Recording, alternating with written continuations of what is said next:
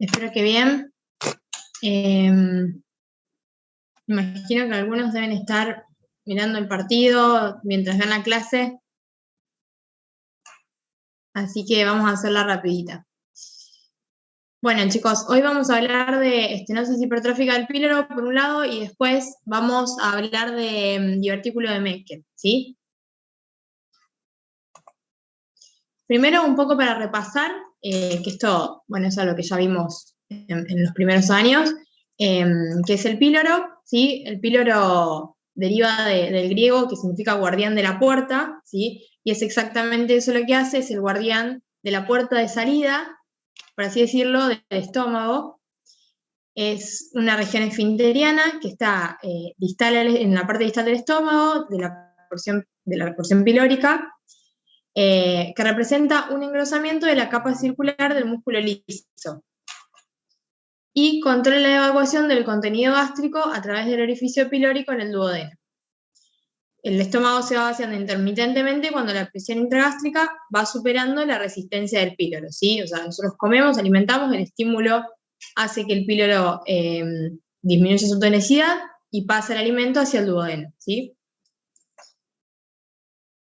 Esto es lo que ya habíamos visto en primero, digamos. Y ahora sí, con respecto a la estenosis hipertrófica del píloro, tenemos que saber que la podemos definir como una enfermedad evolutiva.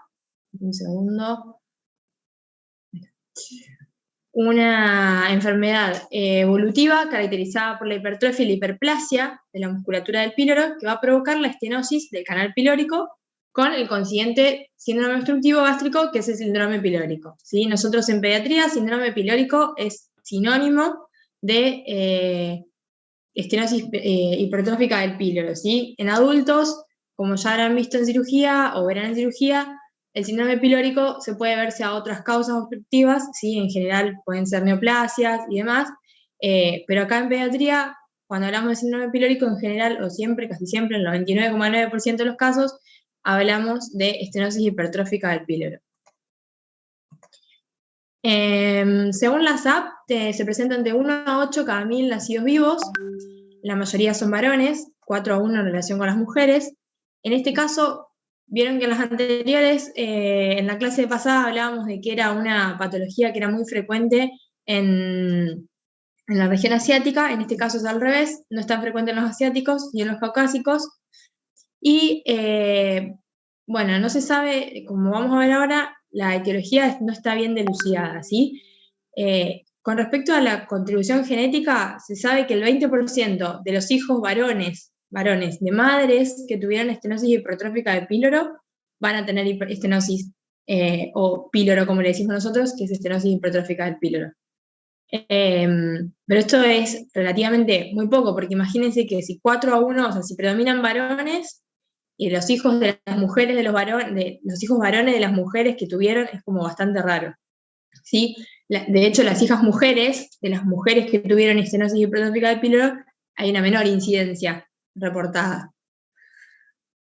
Bueno, la edad materna mayor, el nivel educacional más alto y el bajo peso al nacimiento son factores que disminuyen el riesgo de presentarse esta patología.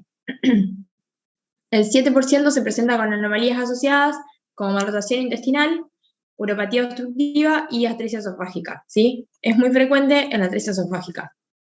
Con respecto a la etiología, como les decía recién, no hay una causa específica que nosotros se la podamos atribuir, ¿sí? Hay un montón de cuestiones, tanto genéticas, o sea, no genéticas, sino sí, factores intra del paciente como del medio que se han atribuido a esto como causa, pero ninguna es como específica, ¿sí? Entre ellas, bueno, se mencionan las neuronas inmaduras a nivel del píloro, el exceso de la concentración materna o infantil de gastrina, se puede asociar con grupos sanguíneos B y 0, el aumento del estrés materno en el tercer trimestre, primogénito varón, deficiencia en inhibición neuropeptidérgica, bueno, en fin, factores ambientales, factores extrínsecos como el consumo de materno de eritromicina, la presencia de Helicobacter pylori, alimentación con sondas transpilóricas.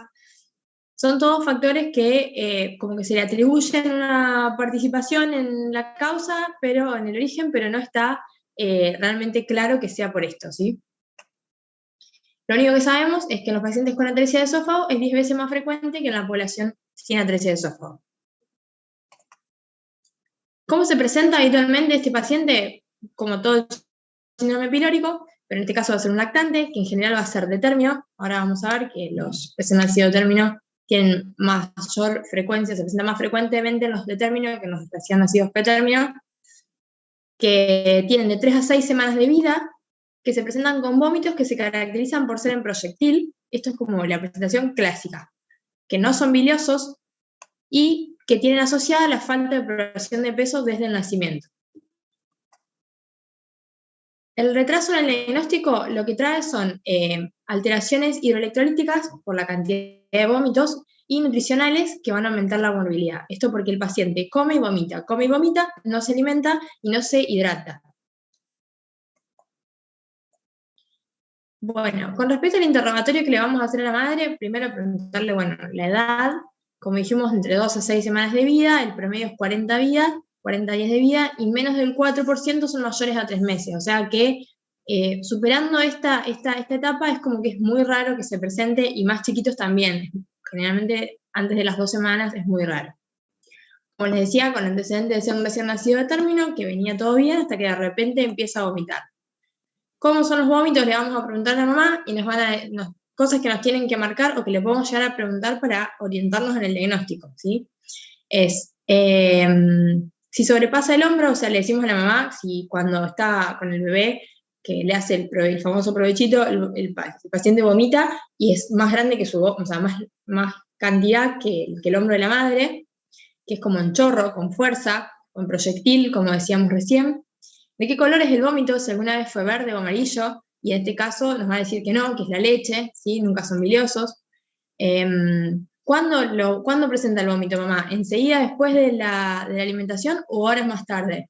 Generalmente es enseguida y a veces es progresivo con respecto esto, aumentan en volumen, digamos, primero vomita un poco, después como si sigue quedando con hambre, sigue comiendo y va aumentando porque va aumentando la cantidad de volumen que retiene adentro del estómago, ¿sí? Entonces esto, se queda con hambre, o sea, vos lo alimentás y el nene sigue llorando, tiene hambre y se prende a la teta, pero vomita. Y si presenta constipación, pero es como que es bastante más alejado en el interrogatorio con respecto a todas las cosas interiores. Lo que más nos va a diagnosticar o llevar al diagnóstico o a la sospecha de una estenosis hipertrófica del píloro son las características del vómito, la edad del paciente y el examen físico, más que nada el aspecto con el que nosotros vamos a ver el paciente, ¿sí? Va a ser un paciente que va a estar de regular aspecto general, porque ustedes piensen que viene, generalmente tienen varios días de evolución, ¿sí? En una semana de evolución, de come y vomita, o no sé, entre 48 horas y una semana por lo menos, y va a estar irritable, ¿sí? Porque tiene hambre, no está deshidratado y ya empieza a tener, como les decía hoy, alteraciones en hidroelectrolíticas. Deshidratación, puede tener desnutrición o va a tener desnutrición y falta de progresión en el peso, y esto les juro que es claro, o sea, es que vos lo ves al paciente y dices, este paciente tiene un píloro, que es la cara de pajaritos, es un paciente bien flacucho, que tiene como que la nariz es bien picudito, no sé cómo explicarles, pero es así, se ve, vos ves que el paciente le falta crecer, digamos, le falta alimentarse y nutrirse. Puede llegar a tener alteración del sensorio cuando ya hay un compromiso grave del medio interno, y podemos llegar a observar ondas peristálticas y gástricas de izquierda a derecha por la lucha que hace el estómago para poder sobrepasar la presión del píloro. Y está descrito en toda la bibliografía que en el 85% de los casos se puede palpar la oliva pilórica, que se llama oliva porque es como si fuera una aceituna, que es lisa, móvil, en el cuadrante superior derecho del abdomen, pero que en realidad se ha descrito, o sea, se vio que en realidad no se palpa todo el tiempo, porque, o sea, no en el 85% de las veces, porque es muy difícil palpar el abdomen a un niño que está llorando, de la manera en que lloran estos chicos, y en general la verdad es que no se palpa. Antes, de hecho, se le hacía sedación al paciente para intentar palparlo y hacer de esa manera el diagnóstico.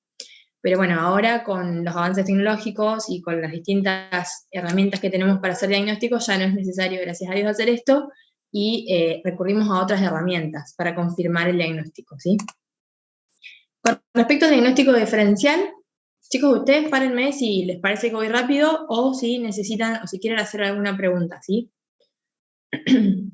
Con respecto al diagnóstico diferencial, entonces, decía que teníamos la mala técnica alimentaria, el reflujo gastroesofágico, el vólvulo gástrico, la membrana antral, hiperplasia suprarrenal, los vómitos centrales por aumento de la presión intracraneana, páncreas anular y membrana duodenal.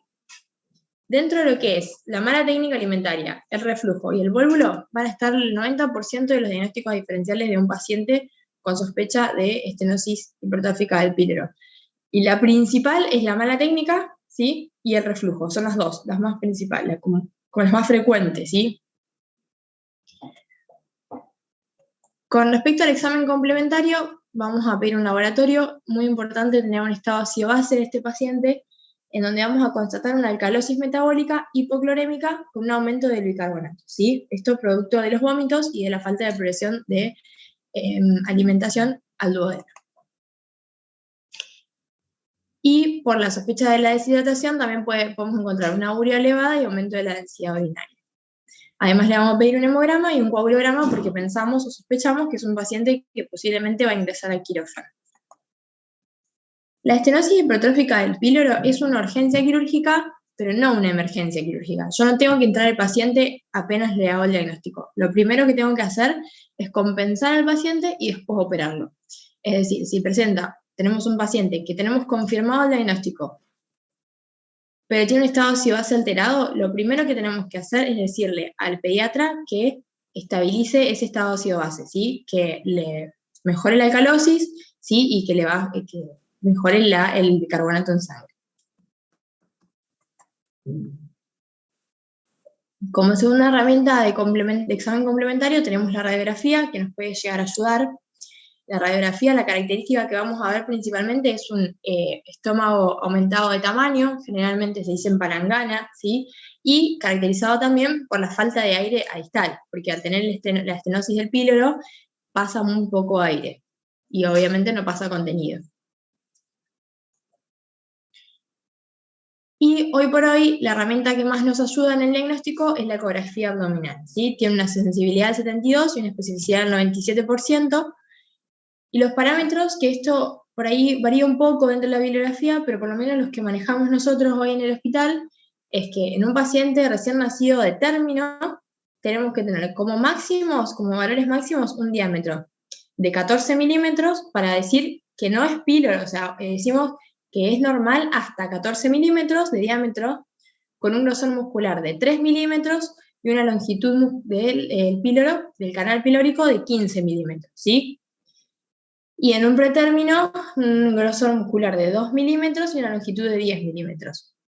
En pacientes de muy bajo peso, de bajo peso de 1500 gramos, hallar el píloro ya se considera patológico y ya se considera que estamos frente a un síndrome pílorico. Pero generalmente estos pacientes son nacidos pretérminos y no tienen esta patología. Bueno, como dice ahí, la imagen típica del corte transversal es la rosquilla o signo de Diana, que es como se ve el píloro, ¿sí? ¿Estamos? Entonces, esto es clave, acordarse las medidas, porque es lo que nos va a ayudar a nosotros a hacer el diagnóstico. O sea, el imagenólogo nos va a informar las medidas, el diámetro, el grosor muscular, es decir, de borde a borde y del músculo, y después del borde total, el diámetro sería el borde total del píloro, ¿sí? Y la longitud, bueno, el canal, el largo del canal. Y también lo que nos puede informar un imagenólogo, un ecografista, es decirnos si observa el pasaje de contenido a través del píloro. A veces en el mismo momento que le está haciendo la imagen, le pide a la mamá que lo alimente y de esa manera puede ver si hay pasaje de contenido a través del píloro. Y en ese caso descartaría o nos ayudaría a descartar o a confirmar también la patología. Y hoy por hoy es el gold estándar, o sea, frente a un paciente con sospecha de estenosis hipertrófica del píloro, le vamos a pedir, lo primero que le vamos a pedir es una ecografía, ¿sí? En paralelo le pedimos el laboratorio, pero porque vamos a evaluar en general al paciente, pero sí o sí para hacer el diagnóstico le pedimos la ecografía. Puede pasar igual que con la ecografía todavía nos deje dudas, hay ciertos pacientes que nos dejan dudas. Entonces ahora sí, para poder llegar al diagnóstico, ya con esto realmente en general no quedan dudas, es la seriada esófago-gastroduodenal, pero tenemos que tener en cuenta que no es un estudio que muchas veces tengamos disponible. A veces el paciente llega a la tarde y no hay posibilidad de hacerlo hasta el otro día de la mañana. Si bien, como dijimos, no es una urgencia, el diagnóstico, llegar al diagnóstico está bueno y es necesario para poder abordar al paciente de forma completa. ¿Qué vamos a ver en la seriada? La dilatación de la cámara gástrica, distintos signos como por ejemplo acá el signo del hombro, ¿sí? Que se puede ver del lado del estómago, ¿sí? Como si fuera un hombro. El signo de los 3 niveles, donde vemos el contraste, la mezcla entre el contraste y el contenido, y de gástrico, y después vamos a ver arriba aire. Vamos a ver en el momento en que se hace en dinámico, se pueden ver los signos de lucha de las contracciones gástricas, el canal pirórico estrecho, y se va a ver elongado, como se ve en esta imagen que está acá, que se ve bien elongado, ¿sí? La imagen en desfiladero del contraste, es decir, la pequeña cantidad de contraste que pasa a través del canal pilórico, se ve como en desfiladero, y de este lado, sería duodenal, vamos a ver lo que se llama el signo del paraguas, ¿sí? Que ven que es como un paraguas con respecto, o sea, el canal con respecto a los bordes del músculo. Bueno, el retardo en la evacuación gástrica. Y lo que sí hay que tener en cuenta es que este estudio tiene riesgo de aspiración, por lo tanto siempre hay que evacuar el contraste una vez que se llega al diagnóstico. Esto lo vamos a hacer con una sonda nasogástrica. Cuando nosotros tenemos un paciente que llega con esta edad, con vómitos, que lo alimentan y no sean los vómitos, que son incoercibles, digamos, siempre le vamos a colocar una sonda nasogástrica por el riesgo de aspiración, ¿sí? Entonces, una vez que tenemos que hacerle el estudio, se lo hacemos a través de la sonda, y a través de la sonda también aspiramos. Entonces, un lactante pequeño, con vómitos, con sospecha clínica de hipertrofia pilórica, según lo que nos dijo la mamá, con alta sospecha le pedimos una ecografía. Si es positiva le hacemos el diagnóstico, y si es negativa lo que sugiere es que repitamos dentro de las 48 horas, o le podemos hacer una seriada en ese momento, ¿sí? Y de ahí llegamos al diagnóstico o descartamos. Y si la sospecha clínica es baja, directamente lo que sugiere es hacer una seriada. Nosotros siempre hacemos ecografía, ¿sí? Frente a estos pacientes, porque es la herramienta que tenemos más rápido. Bueno, con respecto al tratamiento, primero es la dieta cero y la descompensación gástrica como primeras medidas, por ahí de indicación del cirujano, pero es algo que ya también indica el pediatra. La corrección hidroelectrolítica y del medio interno, y cuando el paciente está estable, en condiciones, se realiza la cirugía, que es la piloromiotomía extramucosa Ramter-Fred. Todos esos nombres tienen. Antes de llegar a la piloromiotomía que hacemos actualmente, se hicieron distintos tipos de procedimientos, entre ellos la piloroplastía, que era abrir el píloro en un sentido y cerrarlo en forma transversal, o sea, abrirlo longitudinal y cerrarlo en forma transversal. Pero eso ya se dejó de lado en estos pacientes. Lo que se hace actualmente es, bueno, ingresamos al abdomen a través de una incisión, que esto también hoy está, según el centro donde se realiza, es de elección la que quiera, digamos, el centro.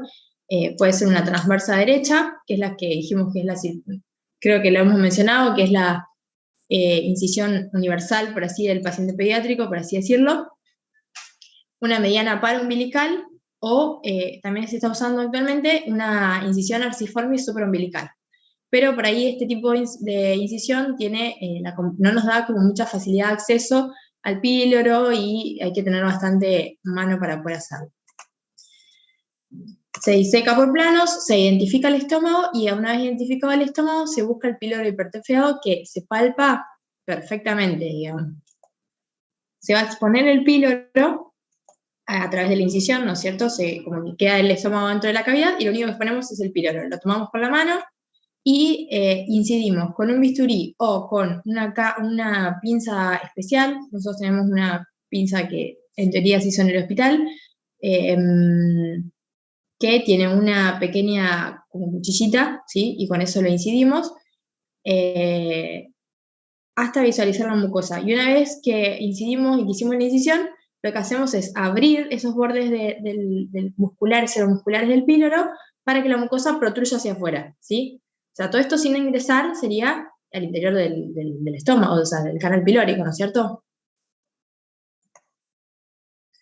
Esos son los tipos de incisiones, ¿sí? Nosotros preferimos la transversa derecha, y esta sería la imagen de guía de cómo agarramos el píloro, seccionamos, o sea, hacemos la incisión, y finalmente ebulsionamos para que protruya la mucosa de esta manera, ¿sí? Esta incisión tiene que ser de borde a borde, y tenemos que identificar que está bien realizada la incisión y la disección de los músculos, del músculo pilórico, a través de una maniobra que es con la mano, movemos los bordes y vemos que se muevan fácilmente, ¿sí? Y de esta manera nos aseguramos que la incisión esté completa, porque si no tiene riesgo de volver a aparecer o ser incompleta y seguir teniendo síntomas el paciente. Y lo que hacemos luego de hacer todas estas incisiones y demás es hacer una prueba neumática en la cual le pedimos al anestesista que nos instile solución fisiológica o lo que tenga a mano a través de la sonda nasogástrica, y nosotros, nos instila aire, a través de la sonda nasogástrica, y nosotros con solución fisiológica desde la herida vemos que no da burbujas, ¿sí? Bueno, y una opción es hacer la videolaparoscópica. Yo la que les describí recién es la convencional. La opción de la videolaparoscópica tiene las mismas premisas, o sea, de realizar la incisión de seromuscular del píloro con la disección y a exponer la mucosa. Nosotros en el hospital no hemos hecho, no sé si se ha hecho alguna, pero por lo menos si se hizo es una. Hay que tener bastantes herramientas que son propias de esta cirugía. Algunas complicaciones que podemos encontrar y que debemos evitar, principalmente la perforación gástrica y duodenal, más que nada, que se presenta con alto riesgo, ¿sí? Por eso hacemos la prueba neumática después del procedimiento.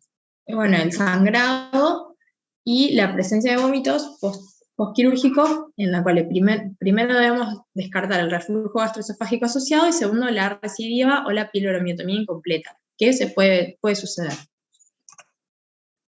Y la infección de sitio quirúrgico como toda cirugía.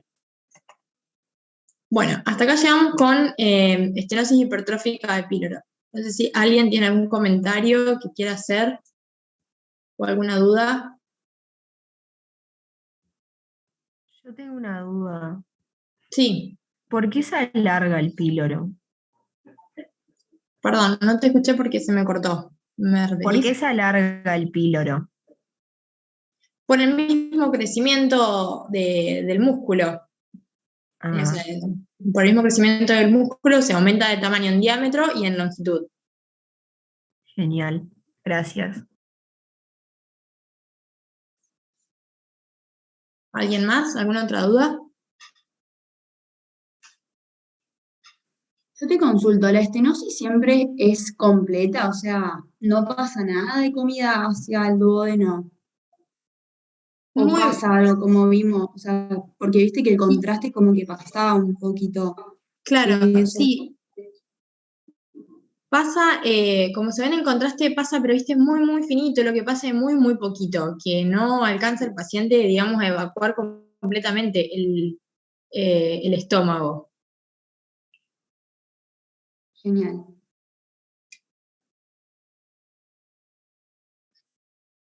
Bueno, ahora seguimos. Bueno, divertículo de Meckel. Como se han dado cuenta, estas ya no son patologías neonatales propiamente dichas, sino además de pacientes más grandes. Estas dos que vamos a ver ahora y la que sigue. Bueno, el divertículo de Meckel es un remanente embrionario de lo que es el conducto onfalomesentérico que conecta el intestino fetal con el saco vitelino en la gestación. Este debería involucionar entre la quinta y la séptima semana de gestación, pero muchas veces no sucede la involución completa y se pueden presentar de distintas formas de patologías. Una de ellas es el divertículo de Meckel, que es la que vamos a hablar, pero otras formas, por ejemplo, es a través de una fístula con umbilical, o que también se llama un conducto onfalomesentérico persistente o permeable, un quiste, ¿sí? Onfalomesentérico, un seno umbilical y un cordón fibroso, ¿sí? Que después se puede presentar más adelante como un vólvulo o como una hernia interna. Pero bueno, por ahora, hoy lo que vamos a hablar es el divertículo de Meckel. Es una de las anomalías congénitas más frecuentes del tubo digestivo y tiene una incidencia del 1 al 2%, pero la mayoría de los pacientes van a ser asintomáticos. Entonces no vamos a llegar al diagnóstico, sino que esto es por estudios de autopsias que se llevó a este valor de incidencia. De este 1 a 2% de la población que va a tener o que tiene el divertículo, solamente el 4% va a tener síntomas. Y este riesgo de tener síntomas va a ir disminuyendo a medida que avanza la edad. La mayoría lo tienen antes de los 4 años. Se clasifica como un divertículo verdadero porque contiene todas las capas de la pared intestinal, a diferencia de los divertículos del adulto, que son protrusiones de la mucosa a través de debilidades de la pared muscular y serosa. Hay una regla del 2 que nos facilita algunos datos para recordar. Entonces dijimos, la incidencia es del 2%, se localiza a 2 pies de la válvula ileocecal, es decir, 60 centímetros aproximadamente, un poco más, un poco menos, depende del caso. Tiene 2 pulgadas de largo, es decir, 5 centímetros de largo el divertículo, y 2 centímetros de diámetro. Se vuelve sintomático alrededor de los 2 años de edad, y contiene comúnmente 2 tipos de tejidos heterotópicos, el gástrico y el pancreático. Y es 2 veces más común en hombres que en mujeres. O sea que estas 2 patologías son más frecuentes en varones que en mujeres. Bueno, esto es una ilustración de más o menos. Tenemos la válvula ileocecal, lo más frecuente es que se encuentre entre 40 y 90 centímetros a 60 centímetros, la mayoría de las veces se encuentra en este caso. Clínicamente, la mayoría, como dijimos, se va a presentar o va a ser asintomático, ¿sí? Después de los asintomáticos, las 3 formas más frecuentes de presentación van a ser la hemorragia digestiva, la oclusión intestinal y la inflamación diverticular, conocida como mequelitis. Remarco la hemorragia digestiva porque es dentro de las 3 formas de presentación la más frecuente también, y la forma más frecuente es llegar al diagnóstico prequirúrgico. La hemorragia digestiva va a ser un episodio de hemorragia digestiva baja, sin dolor, saber que el 50% de las hemorragias digestivas bajas en pacientes pediátricos son causadas por divertículo de Meckel, que es secundaria a la presencia de la mucosa heterotópica, en el 80% de los casos es gástrica y también puede ser pancreática. Que el ácido gástrico produce una ulceración en la mucosa que típicamente va a estar entre la unión de la mucosa ectópica y la mucosa normal, pero puede presentarse en cualquier parte de la región donde se encuentra el divertículo.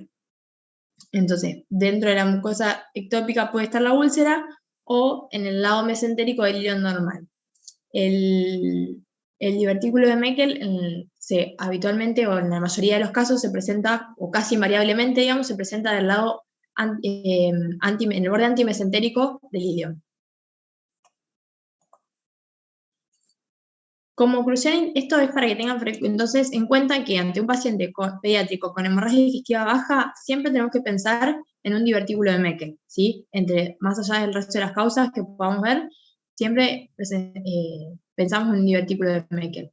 Primero le hacemos una endoscopía digestiva baja, descartamos otras causas y después lo estudiamos para divertículo de Meckel.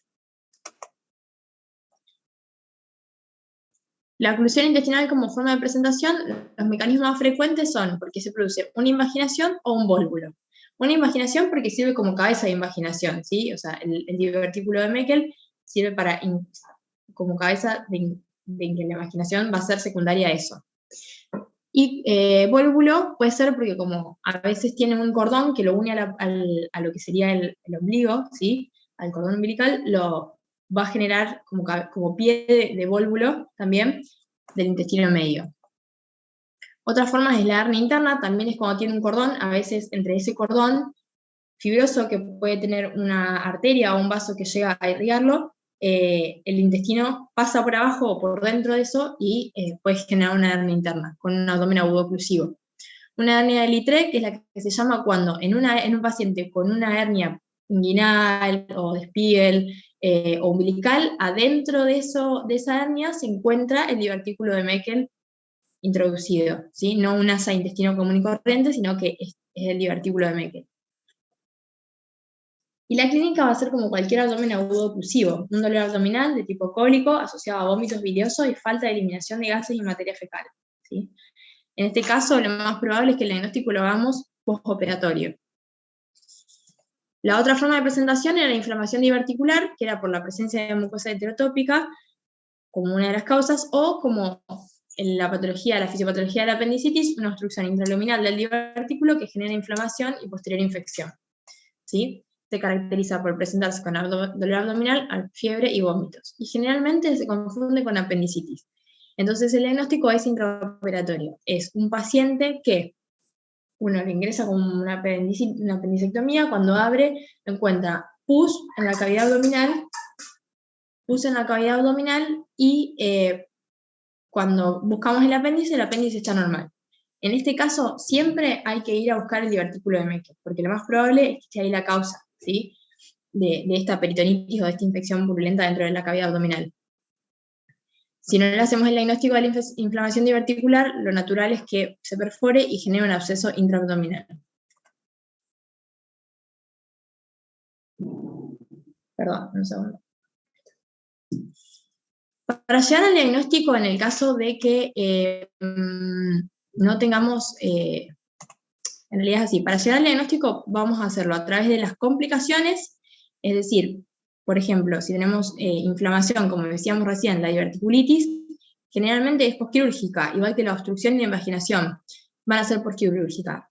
Un paciente de más de 2 años con invaginación intestinal que se presente en la guardia, siempre tenemos que pensar que una de las causas puede ser un divertículo de Meckel, ¿sí? Entonces quizás en el momento no lo estudiamos, porque resolvemos en el momento de la imaginación, que muchas veces se resuelve de forma no quirúrgica, y después, posterior a eso, sí lo estudiamos. Y en los pacientes con sangrado, como dijimos, son los que más frecuentemente se diagnostican de forma prequirúrgica, o sea, posterior al episodio de sangrado. Se lo solicita un centellograma con tecnesio, 99, pero tenemos que tener en cuenta que puede tener falsos negativos y falsos positivos, ¿sí? Pero tiene una sensibilidad del 85 y una especificidad del 95, o sea, es bien. Lo vamos a ver como una imagen hipercaptante por encima de la vejiga, o en la cavidad donde se ubica la cavidad abdominal. El tratamiento del divertículo de Meckel primero va a depender de la presentación clínica. Si tenemos un abdomen agudo inflamatorio, tenemos que ir a resolver el abdomen agudo inflamatorio, lo mismo con el abdomen agudo oclusivo, y lo mismo con la invaginación intestinal. Y si tenemos un sangrado intestinal, lo vamos a llevar al diagnóstico prequirúrgico y ahí vamos a hacer, tanto en esta forma como en el hallazgo, vamos a hacer lo siguiente, que es una laparotomía o una laparoscopía exploradora, y vamos a identificar el divertículo, lo vamos a ir buscando. O sea, lo primero que vamos a hacer es ir a buscar el ciego y la válvula ileocecal, y desde ahí vamos a ir viendo el intestino en toda su extensión, hasta llegar a los 60 centímetros, como dijimos, y lo vamos a pasar, porque si no lo encontramos a los 60 centímetros, puede estar un poco más lejos. Y lo vamos a buscar en el borde antimesentérico, como decíamos, del intestino, ¿sí? Antes se acostumbraba a hacer la diverticulectomía en cuña, es decir, seccionar el divertículo en esta porción y cerrarlo, pero se vio, como dijimos, que la mucosa heterotópica puede estar en todo el sector, digamos, en toda la formación, igual que la úlcera. Entonces lo que se hace es una resección y una anastomosis término-terminal de todo ese sector del ilion, ¿sí? Esta es una visión laparoscópica, también se puede hacer en forma convencional o video asistida, que se llama, que lo que hacemos es ingresamos a cavidad abdominal a través de una videolaparoscopía, buscamos el divertículo y lo exponemos a través del ombligo, de la incisión umbilical, hacemos la resección, anastomosis y después volvemos a ingresar las gasas a la cavidad, ¿no es cierto? Bueno, este es un paciente, por ejemplo, que presentó una invaginación, ¿sí?, intestinal, y que la cabeza de invaginación, como le decíamos, era el divertículo de Meckel. La pregunta era si tenemos un hallazgo incidental, ¿cuándo resecamos? Va a ser en aquellos casos en los que el divertículo va a contener tejido heterotópico, ¿sí?, que es cuando vemos que tiene pared engrosada y congestiva. En los niños menores de 8 años, por mayor riesgo de las complicaciones sintomáticas severas, y en niños mayores se encuentra la discusión sobre si lo resecamos o no lo resecamos, lo mismo que en adultos. Si estamos haciendo otra cirugía por otra causa en el abdomen y vemos que tiene el divertículo, ¿qué hacemos? Y bueno, está en discusión, porque por ahí estamos haciendo otra cirugía, podemos pasar de una cirugía limpia a una contaminada, eso implica una resección y una anastomosis, y la verdad es que el riesgo de complicación y de presentación sintomática a medida que avanza la edad va disminuyendo. Entonces, bueno, pero puede pasar, he visto en cirugía de adulto, un paciente que ingresa por una inflamación diverticular secundaria a una espina de pescado que se metió adentro del divertículo y de esa forma le generó la inflamación y hizo el síntoma. Raro igual, pero bueno, puede pasar. Bueno, y eso es todo. ¿Dudas? ¿Preguntas? ¿Comentarios?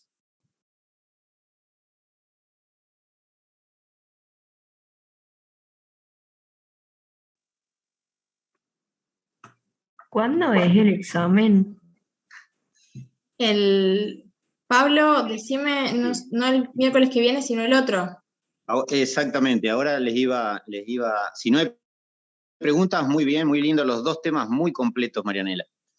Les digo, dos cosas. Una, en cuanto a la semana que viene, el miércoles 8 es la última clase de invaginación y el 15 es el examen. El miércoles 15 lo vamos a hacer a la siesta, es presencial, así que ya la semana que viene les voy a decir bien el horario. Y la otra cosa que les iba a avisar es que hemos logrado tener el espacio en el entorno virtual de la universidad.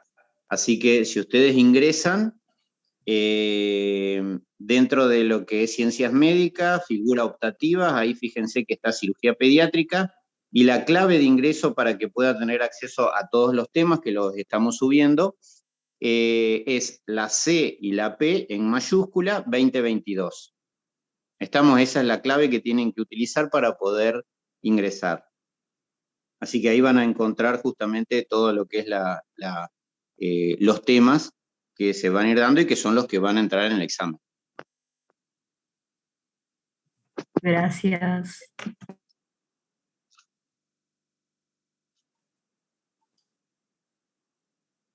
Bueno, muy bien. Si no hay más preguntas. ¿Cuál es el tema de la última clase? Invaginación intestinal. Ok.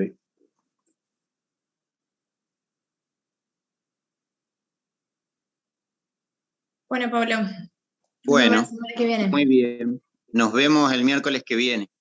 Gracias. Gracias. Hasta luego. Gracias. Chao.